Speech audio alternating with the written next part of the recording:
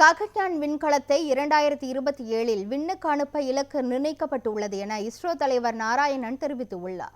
நெல்லையில் செய்தியாளர்களை சந்தித்த அவர், பிரதமர் நரேந்திர மோடியின் அறிவிப்புக்கு இணங்க 2035க்குள் இந்திய விண்வெளி நிலையம் அமைக்கப்படும் என்றும் தெரிவித்தார்.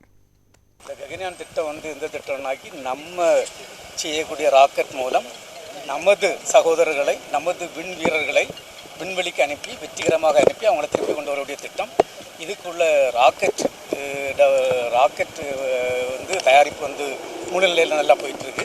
அப்புறம் இவங்களை வெற்றிகரமாக அனுப்பினாக்கி ஒரு என்விரான்மெண்டல் கண்ட்ரோல் அண்ட் சேஃப்டி சிஸ்டம்னு சொல்லுவோம். இப்போ ஆள் உள்ளே இருக்குன்னாக்கி temperature, pressure, carbon dioxide, oxygen, relative humidity இதெல்லாம் கண்ட்ரோல் பண்ணது. அந்த சிஸ்டம் டெவலப்மெண்ட் நல்லா நடந்துகிட்ருக்கு.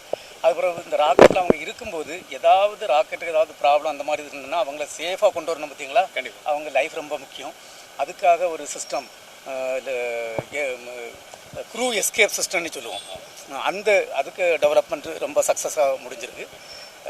இப்போ நம்ம கிட்டத்தட்ட ஒரு 8000 பரிசோதனைகள் செய்திருக்கோம். இனி நம்ம 2027 அவங்கள அனுப்புறதாட்டு இருக்கிறோம்.